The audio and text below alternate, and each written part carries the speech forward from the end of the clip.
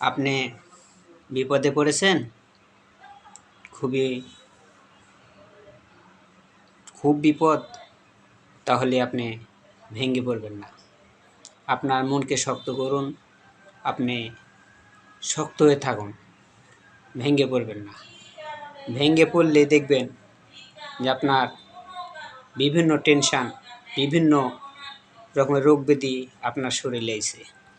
বিপদ আজকে আইছে, কালকে নাও, কালকে থাকবো না, যাইব গা। তাই এই যে বিপদ আসছে দেখে যে আপনি ভেঙে পড়বেন, আপনার উপর নিজেকে জুলুম করবেন, আপনি অনেক দুর্বল হয়ে পড়বেন, তাহলে ভাই আপনি সফলতা করতে পারবেন না।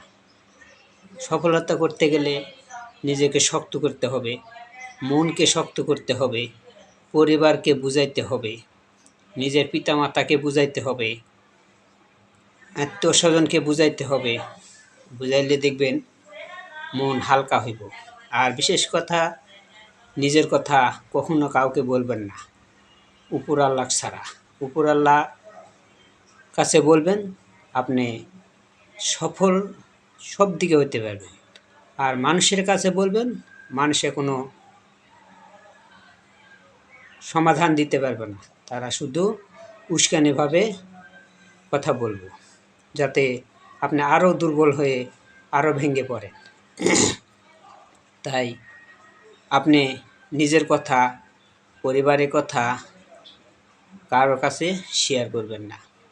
এক আল্লাহর কাছে শেয়ার করুন, আল্লাহ সব সমাধান করে দিব।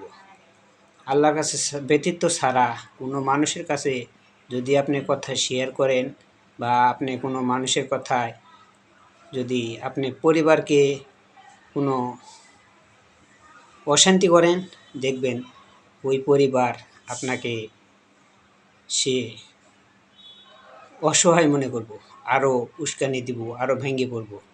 সে একটা বুঝাইব, আপনি একটা বুঝবেন, কিন্তু মানুষের কথা কখনোই শুনবেন না এবং মানুষের কথায় কান দিবেন না। নিজের কথা, নিজের বিপদে পড়ছেন, পরিবারের সাথে শেয়ার করবেন, পিতামাতার সাথে শেয়ার করবেন। শেয়ার করলে দেখবেন তারাই সমাধান করবেন। আর আল্লাহর উপরে ভরসা রাখবেন। আল্লাহর উপর ভরসা রাখলেই দেখবেন যে হ্যাঁ, ঠিক, আমার সব কিছু ঠিক হয়ে গেছে। তাই নিজের কথা, নিজের গোপনীয় কথা কারো কাছে শেয়ার করবেন না, কারো কাছে বলবেন না। ভালো থাকবেন। আজ এই পর্যন্তই।